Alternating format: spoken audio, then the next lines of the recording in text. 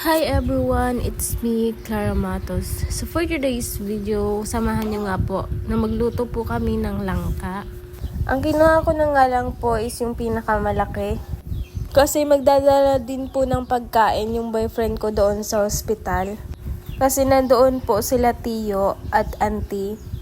Naghahati na nga lang po sila sa rasyon ng hospital. Kaso konti lang po yun. Siyempre magugutom din po sila. Kaya hahatidan na lang daw po ng boyfriend ko ng pagkain po. Kaya hapon pa lang, habang wala pa po yung boyfriend ko, is inasikaso ko na pong balatan yung langka. At pagdating niya po galing trabaho, ay siya nga na nga lang po yung kukuha ng nyug. So ito nga po yung nakuha kong langka. So kulay puti po siya at masarap po yan. Meron po kasi dibang langka na kulay yellow po at parang hindi po siya masarap. Ganun ba yun po? Kasi meron kasing nagsasabi na masarap daw po yung langka kapag kulay puti. At ayun, kukuha nga din po ako dyan ng dahon ng saging para po patungan ng pinagbalatan po ng langka. At ang habang nga pong babalatan ko yung langka ay magkakape nga po ako. Kasi hapon nga po nito. Pag magbabalat nga po kayo ng langka, lagyan po muna ninyo yung kamay nyo ng mantika. Kasi yung langka po, meron po siyang dagta para hindi po siya dumikit sa kamay nyo habang pong binabalatan nyo. Sino po yung gusto dito yung luto sa langka is mas madami dapat yung gata para masarap. Kung nakikita nyo po is may kulay yellow na siya, yung parang mahihinog na siya. Yun po palang nakuha ko, ayan. So masarap po yung ganyan, yung parang madali na siyang mahinog. So, ayan na nga po yung iba kong mga nabalatan. So, hiniwa-hiwa ko na nga din po. Bali, dumating na nga rin po dyan yung boyfriend ko galing trabaho.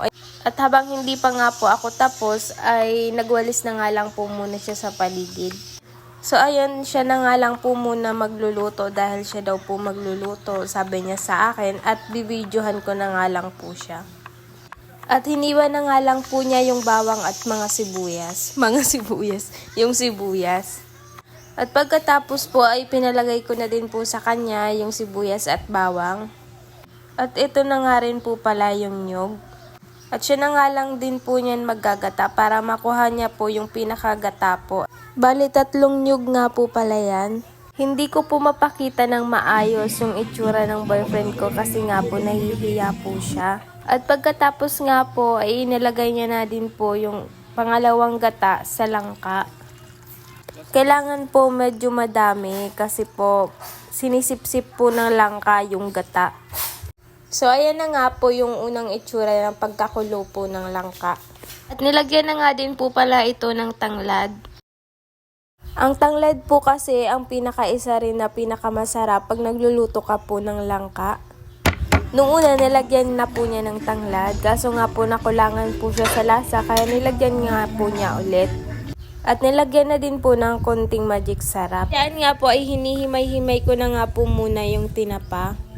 So ayun, pasensya na po kaya nagkakaganyan ako. Para po kasing yung tenga, isa kong tenga is parang nag-ano po, yung parang tawag dun, yung Hindi ko po kasi alam kung anong Tagalog dito. Basta yung tawag po sa amin yung nagbabagting yung isang tenga. Basta yun na po yun.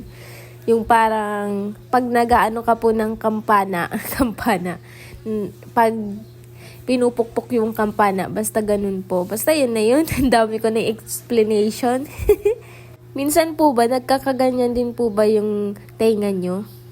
Bali, ito nga pong tinapa is hindi ko na po muna pinalagay kasi pagkaluto po, kukuha po ako ng para kay Tiyo kasi bawal po ito sa kanya. At tinakipan niya nga din po pala ito ng dahon ng saging para madali pong kumulo. At ayun, pinalagay ko na nga din po yung unang gata. Yung unang gata po ang pinaka mas masarap dito sa langka. Kasi pagkatapos po niyan kumulo is parang medyo siyang nagmamantika. At itong langka ang pinakamasarap na gulay na gusto ko. Kaya lang, itong langka, bawal din daw po ito sa iba, lalo na kapag may ulcer. So ayan, ito na nga po yung itsura. Luto na po yung ating langka.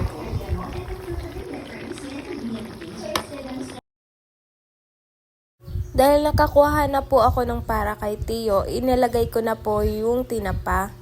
Mas masarap po sana kapag sardines po yung ilalagay dito.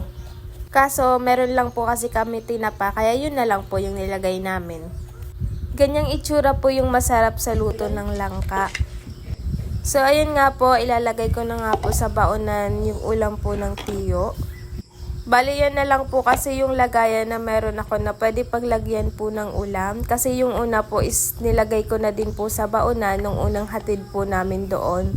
Hindi ko nga po pala alam na bawal din po pala kay Tio yung mamamantika po na ulam. Kaya nung una is nahatid po sa kanilang ulam is yung niluto po ng karne ng baboy. Kaya sabi ko din po tama po ito na langka na gulay na lang yung ihahatid doon. Alam niyo po ba sobrang nagtithankful po ako sa boyfriend ko kasi willing po siya na tumulong sa akin na maghatid po doon ng ulam kay Tio. Gawa ng hindi rin po kasi muna ako makapunta doon dahil walang magbabantay kay baby ko. At dyan, hindi ko nga po alam kung saan ko po ilalagay yung kanin. Kasi wala na din po ako mapaglagyan. Kaya sabi ko, i-chat ko na nga lang po si ate na pasensya na dahil sa plastiko lang po muna ilalagay yung kanin. Bali, yung ginawa ko nga po pala sa ulam is yung walang tinapa po, yun po yung kay Tio. At yung may tinapa naman, yun po yung kay ante. Bali, ito po isinaing ko noong 5 PM. Kaya medyo malamig na po siya. Inubos ko na nga rin po ito para po madami pong makain si Tio. Pagkatapos ko nga po palang asikasuhin na ilalagay ko naman na po sa lalagyan. Dahil mag-aasikaso pa naman lang po yung boyfriend ko. Para pagkatapos niya po ay pupunta na po siya ng hospital. So yun na nga lang po muna for today's video. Thank you so much!